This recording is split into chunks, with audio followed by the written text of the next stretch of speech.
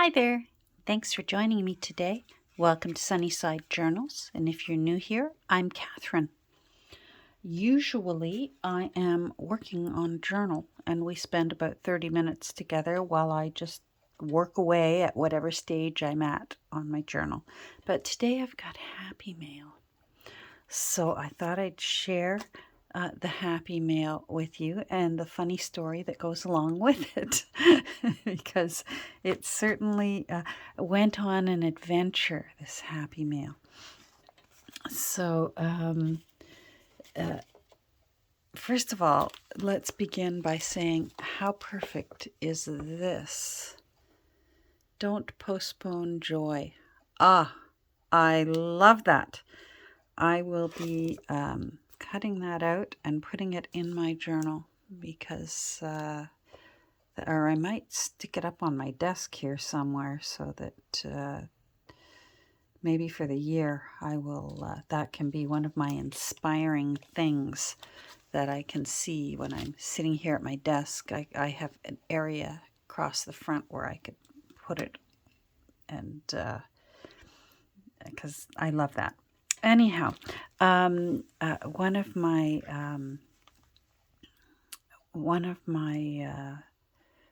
new friends from the junk journal community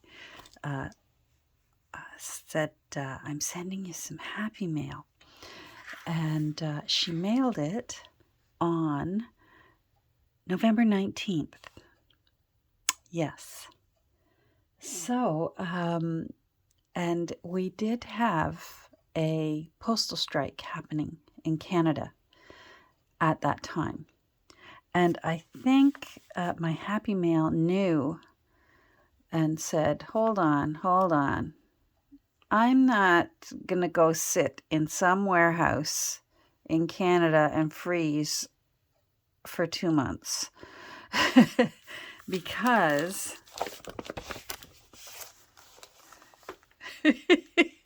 I don't know if you can see this, but it says missent to Bermuda.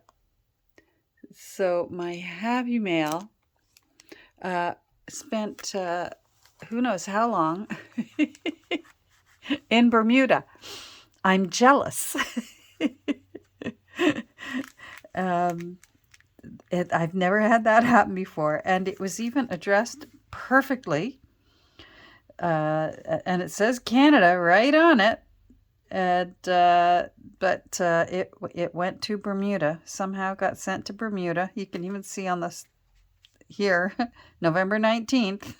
It just makes me laugh. And Bermuda even inspected it. And I have to thank Bermuda for how nicely they opened it. They were so careful. And plus, my friend who sent it to me packaged it really, really well and put corrugated a sheet of corrugated cardboard in the envelope to keep it flat.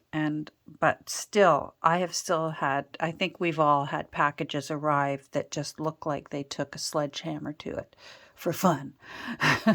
Used it to kick around like a football during their coffee break or something. I don't know. Anyhow, Bermuda wanted to take a look inside and see why this package to Canada suddenly ended up in Bermuda. And I'm still giggling about it. I mean, at least they got... you stayed in the Commonwealth, you good baby. But you went somewhere warm. And now you're up in the snow, but my house is warm, so that's okay. Anyhow, I had to laugh about that. I love all these stamps. They're so beautiful. How pretty are those? So many parts of this envelope I am going to have to keep, especially the missent to Bermuda. I'm going to be giggling for a long time about... I've never had happy mail take a detour before it arrived at my house. Oh, one time I did. One time I did have some Happy Mail go, and it decided to go all the way back home to the original sender, and the poor original sender had to send it all the way back because one letter was different in our postal code, which is for it. In the United States, it's called a zip code. I don't know other countries in the world, but in Canada here, we call it a postal code. And one letter was wrong. And instead of just taking a second, our postal worker decided to send it back to them. So they got a detour. Actually, so it went home to where it was warm instead of staying up here in cold Canada again. So somehow my Happy Mail knows I live somewhere cold. Anyhow, this is going to make me giggle. Miss Sent to Bermuda is going to make me laugh for a long time. So, and again, thank you, Bermuda. You opened it so carefully, so nicely, taped it shut again so nicely. My friend packaged it so carefully with the corrugated cardboard and also put the items in a plastic sleeve. So in case it got wet, it wouldn't get wet. And let's take a look and see. The first thing that I just love is she included a vintage postcard, which is rather timely given the movie that's out right now. And the title of the movie is has slipped my mind. Tyler Perry has made it. Kerry Washington's in it. And it's about the troop of women during World War II who sorted through the mail to make sure soldiers weren't getting their mail overseas. And the women who worked so hard to get that mail to the recipients. And I haven't seen it yet. I've only heard about it. I must admit I'm a little thrifty, and I wait until it's on one of the apps that that I either have for free or subscribe to. But it's on my to watch list because I love Kerry Washington, and I like what Tyler Perry makes. And the previews that I've seen, this movie looks amazing. Anyhow, yeah, no mail days are sad days. And then she wrote a lovely, lovely little note on the back. So I will be keeping this and putting this in my journal. As tempting as it is to glue paper on the back and even repurpose this to put into journals, that this is a keeper. This one's mine. Again, I am so touched when you guys remember the silly little stories that I think I just chatter on and on about while I'm working. But she sent me some vintage bingo cards, which of course I love bingo cards. And but she also remembered that the story of my gran and how she loved getting a bingo card that had 066, or as she would say, oh, thickety thick. And then, of course, she'd squeal, bingo! She sounded like Edith. Imagine Edith Bunker with a Cockney accent. That was my gran. Bingo! She loved to win. Even if it meant beating all the grandchildren, she wanted to be the winner. And we didn't mind her being the winner. It brought her so much joy, and it made us laugh so hard. So I just love these. This one seems really old, like almost like it's out of a newspaper or something. I love it. KNB 2148. Interesting. Printed in USA. I love these. This brings back memories. And I don't know, they very well could still do it. I'm sure they do. When I was growing up, you could buy birthday party decoration kits that would come with the invitations, the hats, the balloons, the streamers, and a pin the tail on the donkey game, and usually a bingo game. And the cool thing about these bingo cards is that you don't need a dabber. You don't need a dabber to go over the numbers, and you don't need, we also used to use those little clear discs to put over the number. Oh, 66. Love it. This one you punch.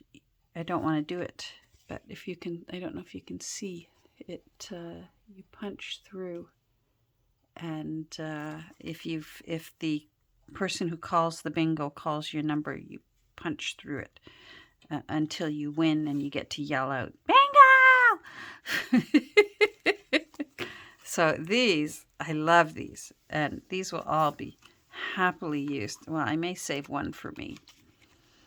They will be happily used in journals. And then she sent me this. I'm so in love with this. She remembered the story, again, remembering the things that I wander off topic about while I'm working, and I'm chattering away as if you're all sitting at my table with me, which I really wish we could.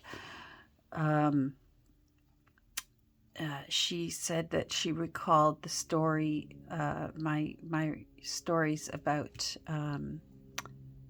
the Woolworths luncheonette, which of course I just have so many happy memories of the Woolworths luncheonette. And Kresge and Zellers also had a luncheonette where you could go and have, a bowl of French fries and a drink from the fountain, and your drink would come in a cone cup. And the paper cone would go inside this metal holder. And I loved that, especially if they had grape in the drink fountain. It was called fountain drinks because it would. Anyhow, see, I'm already wandering off topic.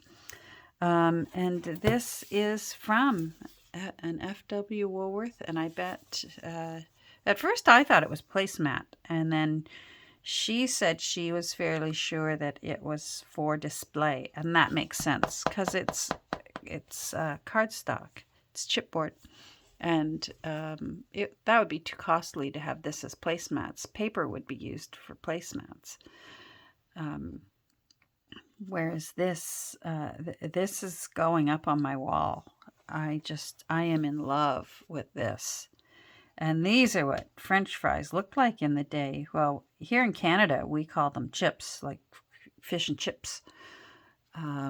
We do call them French fries now, but if they're thick and chunky, like the way these are, we tend to call this kind chips. And we still call potato chips chips as well. I know when I was in Ireland, they call them crisps. But we call those chips. But we also call fat fries chips. Like we have chip trucks up here. They're all over the place. And it's just a truck on the side of the road. And it'll say on it, chip truck. And usually they're the best, especially if it's an unpeeled potato. And then they double fry them. Oh, so good. So good. Anyhow, this is from an actual Woolworths luncheonette. It's going up on my wall. I need to find the right place. I'm looking around while I'm talking to you, so you can't even tell that I'm looking around, but I'm looking around, trying to decide. I want it in a place where I will always be able to see it. I won't have to go looking for it. That it will be, there's my fries from the luncheonette. And so I can just enjoy it all the time. So I thought you might enjoy seeing not only the wonderful things that I was very blessed and grateful to receive, but that you would get a kick out of my mail taking its own detour instead of being held in storage cold storage somewhere up here in Canada. It decided to sneak off to Bermuda for a little vacay. I'm jealous. Anyhow, I am going to be still spending a few more days working on my room. I've made a few decisions on paring down on some things in this room. I was making some thinking about long-term intentions as far as my journal making and such. And I realized I still need to be even more fussy about the books that I have on my shelf and what I believe I reasonably will be able to finish within, say, the next 5 years. I honestly believe I have 10 years worth of junk journals on my shelves because I take a while to make a junk journal. I'm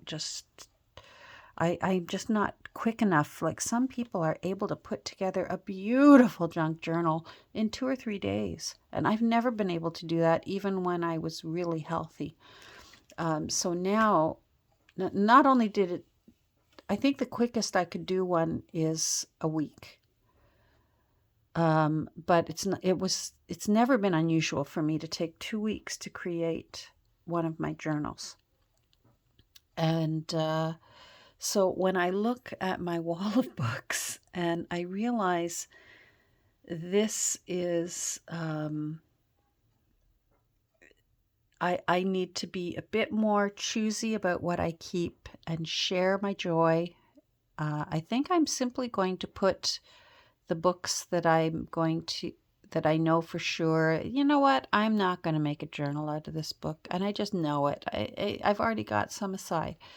And I'll wait until the spring. April, my little sale reopens.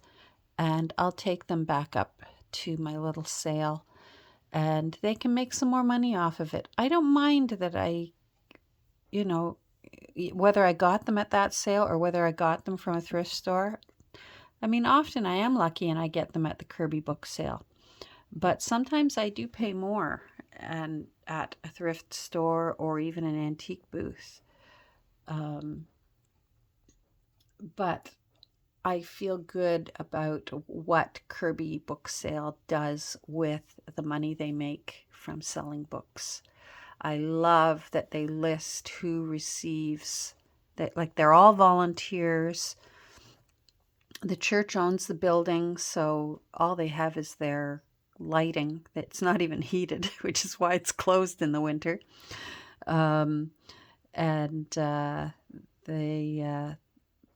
They at the end of every their fiscal year, I guess, is that the right word? The fiscal year, they always let everyone know, if you follow them,